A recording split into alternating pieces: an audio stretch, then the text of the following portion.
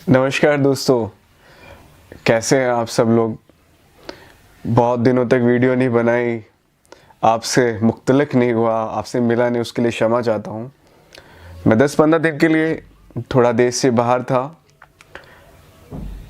मैं ऐसी धरती पर गया था जहाँ बहुत सारे लामाओं ने ध्यान करके अपने जीवन को बदला, और वो धरती थी भूटान, वो देश था भूटान का। तो बस वहाँ पे बहुत लोगों के क्वेश्चन आए, तो एक क्वेश्चन बड़ा आ रहा था और मैंने लिखा हुआ है। पहले आप सब ये बताएं, आप सब कैसे हैं। आशा करता हूँ आप बहुत सुखी हैं। सुखी नहीं हैं तो मैं हूँ ना, आपके सुख को वापस बरकरार करूँगा। क्वेश्चन पर आते हैं। सर प्रणाम। सर मैं 27 साल की हूँ और पंजाब से मैम बोल रही हैं। इनका क्वेश्चन बड़ा सीधा है। मेरा ध्यान नहीं लगता है, बहुत सारे विचार आते हैं। ध्यान क्यों नहीं लगता है, पहले आपको ये पता होना चाहिए ध्यान है क्या। जब हम ध्यान और कंसंट्रेशन दोनों अलग अलग हैं। जब हमारा किसी बाहर की चीज़ में कंसंट्रेशन है, जैसे मैं इस कैमरे की लेंस को देख रहा हूँ तो मेरा कंसंट्रेशन कैमरे की तरफ हो गया, और जब मैं अंदर की तरफ चीज़ देखता हूँ तो वो एक ध्यान का रूप लेता है। जो अंतर्मुखी वो ध्यान है, बाहरमुखी वो एक कंसंट्रेशन है। बस यही थोड़ा सा डिफरेंस है।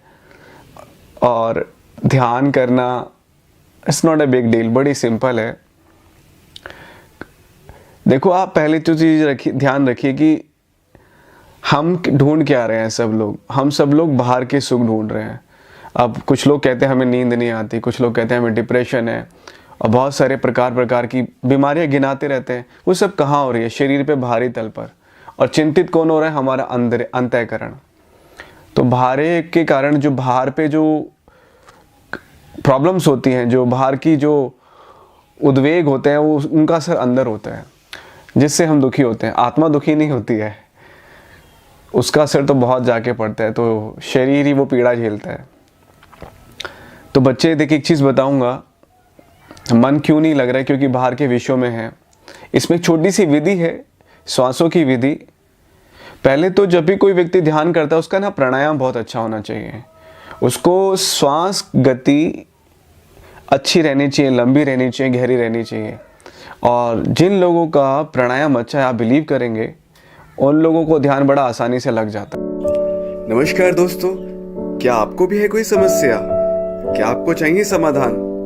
तो इस चैनल को करें सब्सक्राइब, और इस चैनल के सब्सक्राइब करने के बाद बेल आइकन जरूर दबाएं। धन्यवाद। और कुछ लोग स्वाभाविक जो ध्यान, ईश्वर उनके ऊपर मेहरबान होता है ना, तो बहुत अच्छी बात है, मगर ऐसे लोग बहुत कम होते हैं। तो आपको एक चीज़ बताता हूँ।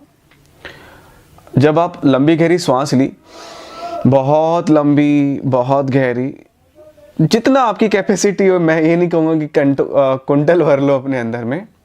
उसमें एक विधि होती है, श्वास को पूरा बाहर छोड़ दो और कुछ देर के लिए होल्ड रखो। तो इसके अंदर में प्राणायाम में इनके नाम अलग है, भारविंती प्राणायाम, अंत्यवृत्ति प्राणायाम। तो आपको क्या करना है? श्वास को बाहर छोड़ देना है। बस श्वास को बाहर छोड़ा, होल्ड किया, तो ऐसी की स्थिति पैदा होती है कि आप मरने वाले हो। अब देखो, विचार जो मन में आ रहे थे वो कोई नहीं आएगा, फिर तो रहेगा कि अपने आप को सेफ रखना है। बस ये विधि इनिशियली, देखो कोई भी विधि अपने आप में ग्रहण करने के लिए आपको कम से कम 21 दिन का टाइम लगता है। आप 21 दिन इसको फॉलो करें तो आप देखेंगे आपके मन में जो हजारों विचार उठ रहे थे पहले, तो वो कम हो जाएंगे। और विचार किससे क्या आते हैं? विचार होते हैं विषयों पर। और विषय क्या होते हैं? किसी को स्त्री का रोग है, स्त्री रोग मतलब जो जवान लड़के होते हैं उनको लड़कियां पसंद आती हैं, और व्यापारी को धन पसंद आता है। परिवार में समस्याएं होती हैं, परिवार में जिम्मेदारियां होती हैं, और एक नौकरी नहीं है तो नौकरी ढूंढने का विषय। बहुत सारी ऐसी चिंताओं का तो अंबार है। तो कहने का अभिप्राय सिर्फ यही है कि आप लोग ये जान जाएं कि आपको बाहरमुखी ना होकर अंतर्मुखी होना है। आप कुछ लोग कहते हैं सर आप बड़े इजी तरीके से सारी चीज़ें बता देते हो, तो एक चीज़ बताऊंगा, सब कुछ इजी है इस संसार में, मुश्किल कुछ है ही तो नहीं।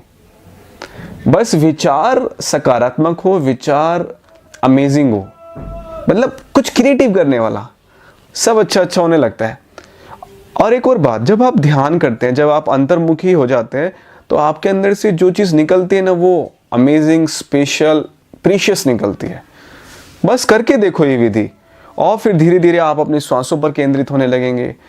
बहुत सारे चरण है, कहा जाता है वैसे 9 चरण है, बट मैं कहूँगा जो सिंपल से काम हो जाए वही बढ़िया।